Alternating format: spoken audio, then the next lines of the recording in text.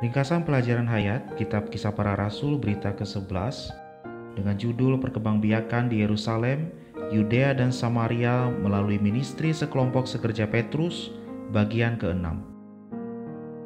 Dalam Kisah Para Rasul pasal 2 ayat 22-36, Petrus bersaksi tentang manusia Yesus dalam pekerjaan, kematian, kebangkitan, dan kenaikannya. Dalam ayat 36 Petrus mengumumkan, jadi seluruh kaum Israel harus tahu dengan pasti bahwa Allah telah membuat Yesus yang kamu salibkan itu menjadi Tuhan dan Kristus. Yesus dijadikan Tuhan adalah untuk memiliki segala, dan Dia dijadikan Kristus adalah untuk merampungkan amanat Allah. Sebagai Allah, Tuhan Yesus adalah Tuhan. Di dalam keilahiannya Dia tidak perlu dijadikan Tuhan.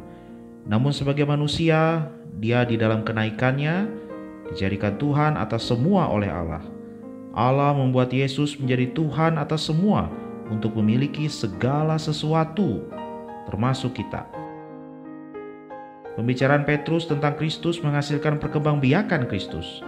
Pada hari Pentakosta, perkembangbiakan ini mencakup 3.000 jiwa yang diselamatkan. Perkembangbiakan ini adalah akibat, hasil dari pembicaraan Petrus mengenai Kristus. Kaum beriman sebagai perkembangbiakan Kristus menjadilah gereja. Dalam pasal ini kita memiliki perkembangbiakan Kristus dan kehidupan gereja.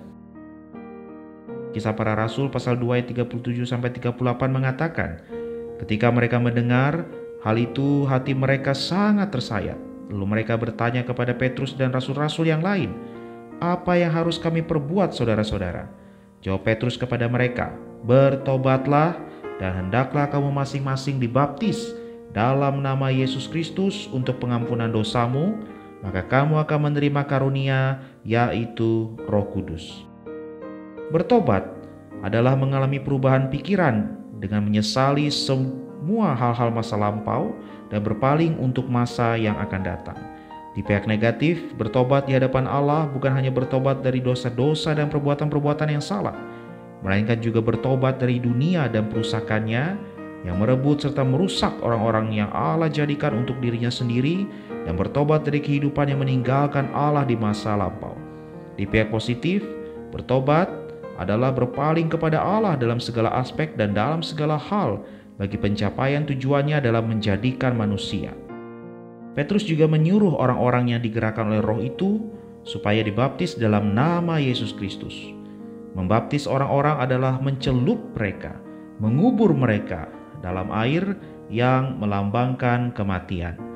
Menyuruh orang yang bertobat untuk dibaptis menunjukkan bahwa orang yang bertobat itu tidak ada gunanya lagi selain untuk dikuburkan. Menurut Kisah Para Rasul pasal 2 ayat 38, baptisan dalam nama Yesus Kristus adalah untuk pengampunan dosa-dosa. Pengampunan dosa-dosa adalah berdasarkan penebusan Kristus yang digenapkan melalui kematiannya. Ini merupakan berkat pertama dan mendasar dari keselamatan Allah yang sempurna. Berdasarkan ini, keselamatan Allah yang sempurna terus maju dan rampung pada saat seseorang menerima karunia Roh Kudus.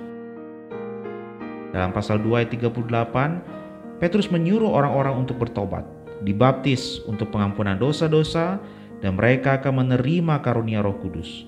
Roh Kudus dalam Kisah Para Rasul pasal 2:38 adalah Roh Al-Muhid dari Allah Tritunggal yang telah melalui proses dalam ekonomi perjanjian barunya, baik esensial untuk hayat maupun ekonomikal untuk kuasa, yang diberikan kepada orang-orang beriman pada waktu mereka percaya Kristus sebagai berkat Al-Muhid dari Injil Allah yang penuh, supaya mereka dapat menikmati semua kekayaan Allah Tritunggal.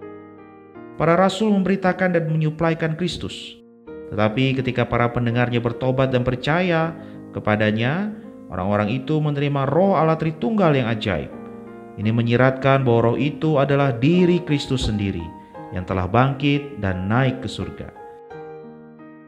Dalam pasal 2 ayat 39, Petrus selanjutnya mengatakan, sebab bagi kamulah janji itu dan bagi anak-anakmu lah, dan bagi orang yang masih jauh, yaitu sebanyak yang akan dipanggil oleh Tuhan Allah kita. Dalam ayat ini, kamu mengacu kepada orang-orang Yahudi, dan janji menunjukkan Roh Kudus. Orang yang masih jauh mengacu kepada orang-orang bukan Yahudi, termasuk semua manusia. Orang yang dipanggil oleh Tuhan Allah kita mengacu kepada orang-orang yang dipilih dan ditentukan Allah dalam kekekalan, dan yang dipanggil olehnya dalam zaman perjanjian baru. Kisah Para Rasul pasal 2 ayat 40 mengatakan, dengan banyak perkataan lagi ia bersaksi dan mendesak mereka. Katanya, berilah dirimu diselamatkan dari orang-orang atau generasi yang jahat atau bengkok ini. Generasi yang bengkok ini mengacu kepada orang-orang Yahudi yang sesat dalam zaman itu, yaitu mereka yang menolak Kristus dan yang dianggap Allah sebagai dunia jahat yang sekarang ini. Kalau orang-orang Yahudi yang jahat itu ingin diselamatkan dari dunia yang jahat sekarang ini, mereka harus sungguh-sungguh bertobat atas kejahatan mereka terhadap Allah dan sungguh-sungguh berpaling kepada Allah. Hasil dari keselamatan ini bukanlah masuk ke surga, melainkan masuk ke dalam generasi yang baru, gereja.